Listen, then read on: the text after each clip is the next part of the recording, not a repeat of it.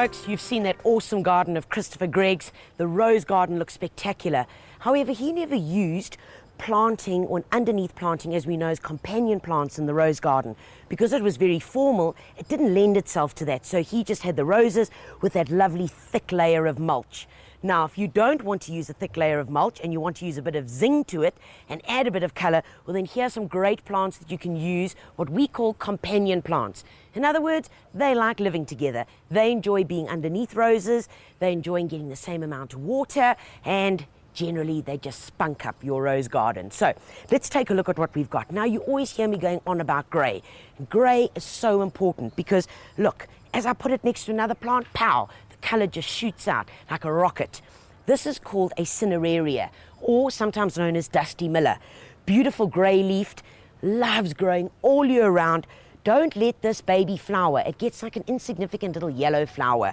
But whatever you do, when you see the flowers starting to come out, break it off. Because as soon as you let it flower, all the energy then starts going into the flower and the leaves start looking really, really puff. So cut away the little flower buds and it'll keep this gorgeous grey foliage all year round for you. Looks fantastic and really works just as little punches underneath your rose garden. Now, other guys to use are these beautiful little peeps. These are called Verbenas.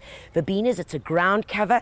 Each plant's going to get about 90 centimeters. That's way big, hey? That wide. So don't plant them too close together. You get them many different colors. There's this beautiful salmon, white. You get them in an electric purple and also bright, bright pinks. So no matter what your color taste is, there'll always be a color for you to use. I love these little guys, Salvias. Now, you get many different types of Salvias. This you can buy in little packs, 6-packs at your local garden center, and they give you bangs of color. It's a perennial, so it's actually going to go on and on and on. When it starts looking a bit scraggly, prune it back, add a bit of compost, good organic fertilizer around it, and bang, away it goes again.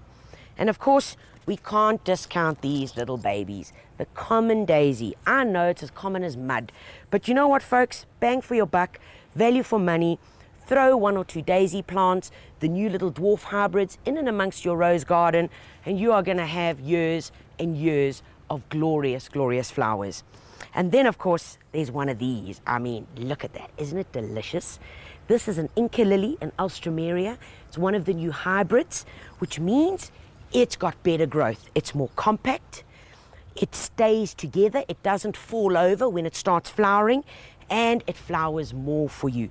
Remember, when you pick an Inca lily, if you want to pick them for the vase because they last beautifully, you just grab it by the stem and pull it.